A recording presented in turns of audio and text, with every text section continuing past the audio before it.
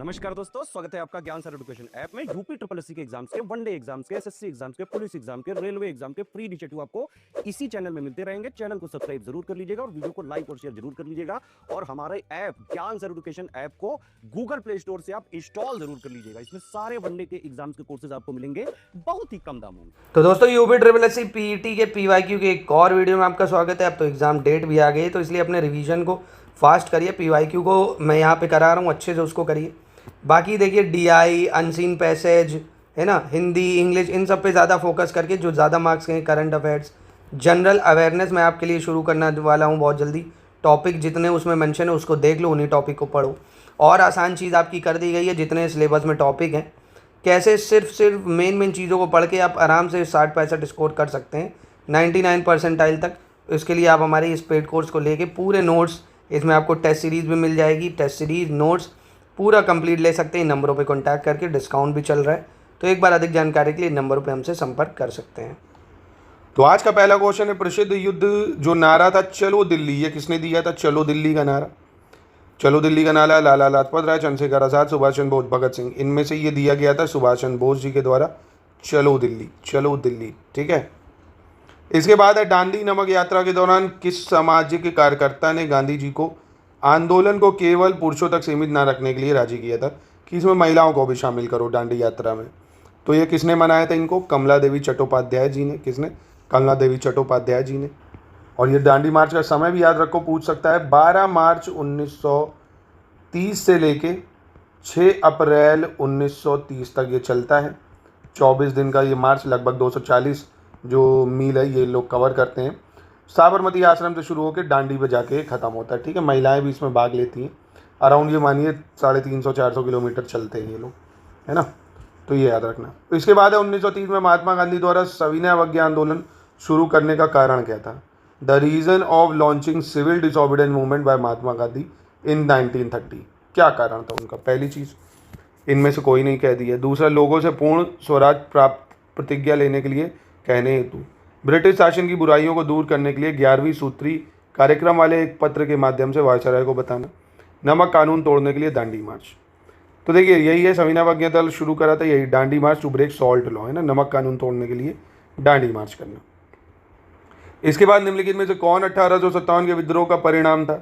Which among the following was the consequences of 1857 revolt? तो ध्यान से स्टेटमेंट को पढ़िए पहले। ईस्ट इंडिया कंपनी की शक्तियों को ब्रिटिश क्राउन में हस्तांतरित कर दिया।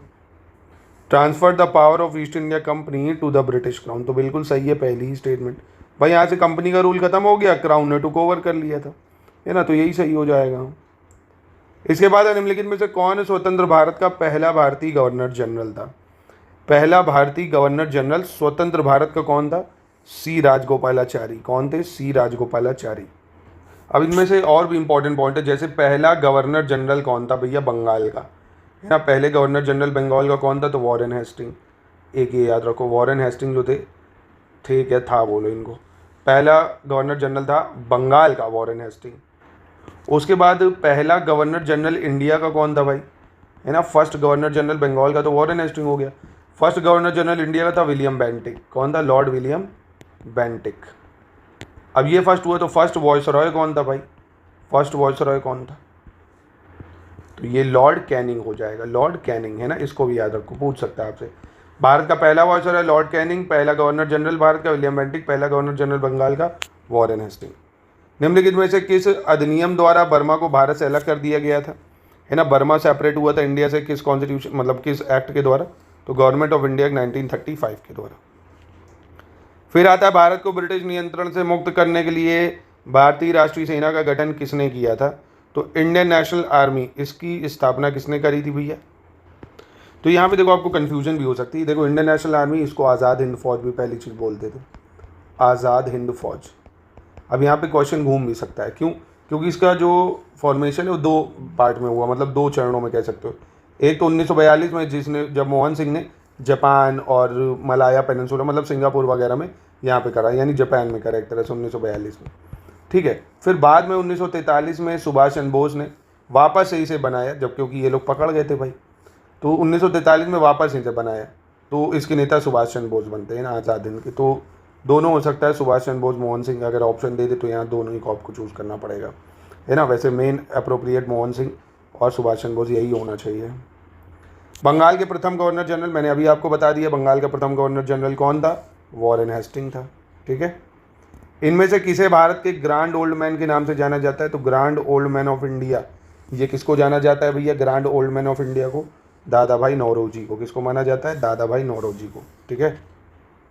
इसके बाद सन 1915-16 में किसके नेतृत्व में 2 होम रूल लीग बनी थी, तो होम रूल लीग सोसाइटी बनी थी, एक एनी बेसेंट के द्वारा और एक लोकमान्य तिलक जी के द्वारा। ठीक है, 2 लोगों के द्वारा।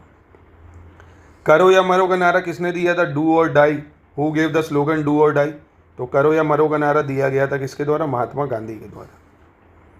इसके बाद जब सुभाष चंद्र बोस ने भारतीय राष्ट्रीय कांग्रेस के अध्यक्ष पद से इस्तीफा दिया तो इस पद का प्रस्ताव किसे दिया गया।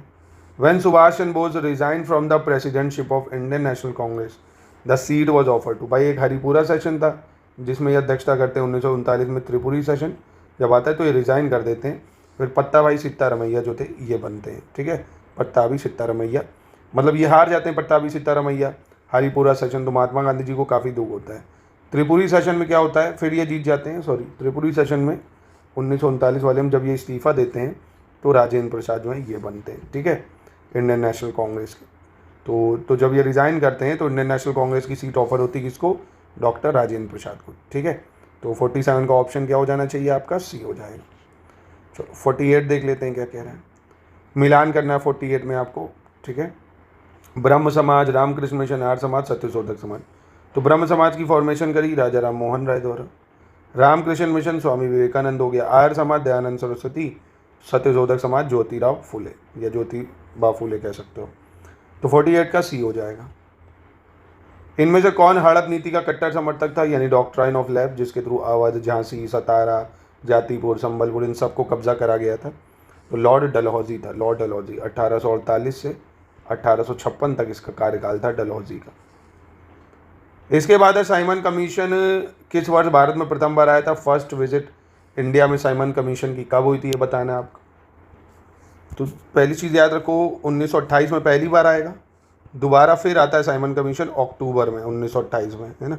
तो पहले तो आता है भाई फरवरी मार्च 1928 में, दोबारा अक्टूबर 1928 में फिर आता है। ठीक है, अगला देख लेते हैं, भारतीय राष्ट्रीय कांग्रेस द्वारा किस अधिवेशन में ऐतिहासिक पूर्ण स्वराज का प्रस्ताव पारित किया गया था, है ना, कंप्लीट इंडिपेंडेंस, पूर्ण स्वराज, इसका प्रस्ताव कब पारित किया गया था, तो कई बार आपने पढ़ा होगा इसके बारे में। लाहौर अधिवेशन जो था, कौन सा था, लाहौर सेशन। और इसका समय क्या था भैया, कब हुआ था ये लाहौर सेशन, 1929 में हुआ था। कब हुआ था, 1929 में हुआ था। और प्रेसिडेंट बनेंगे इसके पंडित नेहरू, कौन बन जाएंगे, पंडित नेहरू। ठीक है, चलो अगला है मिलान करना है, इंडियन नेशनल आर्मी, गदर पार्टी, मित्र मेला, होम रूल लीग। तो इंडियन नेशनल आर्मी इनमें से सुभाष चंद्र बोस हो जाएगा, गदर पार्टी लाला हरदयाल हो गया, Home Rule League Annie Besant, Mitra Mela V D Savarkar.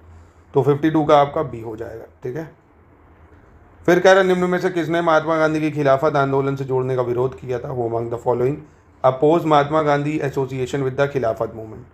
तो किसने मना करा था भैया, मोहम्मद अली जिन्ना ने, कि गांधी जी से कह रहे थे आप क्यों जोड़ रहे हो इसमें, ये मुस्लिमों के ग्रीवेंसेस है, हम इसको सॉल्व करेंगे। और गांधी जी चाह रहे थे हिंदू मुस्लिम की यूनिटी हो जाए इसी बहाने अंग्रेजों से लड़ने के लिए। अगला, इनमें से कौन सा क्रांतिकारी संगठन काकोरी षड्यंत्र केस में शामिल था, काकोरी षड्यंत्र केस में इनमें से कौन शामिल है भाई, हिंदुस्तान रिपब्लिकन एसोसिएशन। कौन, हिंदुस्तान रिपब्लिकन एसोसिएशन। दूसरा क्वेश्चन, काकोरी षड्यंत्र केस कब हुआ था, ये भी आपसे पूछ सकता है, उसका समय जरूर याद रखना, 9 अगस्त 1925 को काकोरी षड्यंत्र जो है ये हुआ था। और काकोरी है कहाँ पे भैया, लखनऊ के पास है। ठीक है, स्टेशन है लखनऊ के, तो ये याद रखिए। तो ये आपके इंडियन नेशनल जो मूवमेंट है उसके प्रश्न भी हो गए। अब हम लोग इसके बाद साइंस के PYQ देखने वाले हैं, उसके बाद मैं आपको जनरल अवेयरनेस का जो टॉपिक है उसको करेंगे। अब ये जो जनरल अवेयरनेस के टॉपिक है ये UPSI में भी आपके काम आएंगे, लेखपाल में भी काम आएंगे, कहने का मतलब सभी एग्जाम में काम आएंगे। बाकी आप और बेहतर तैयारी के लिए हमारे नोट्स ज़रूर ले लीजिए, हमारा guidance, exclusive videos, test series के साथ इन नंबर पर कॉन्टैक्ट करके।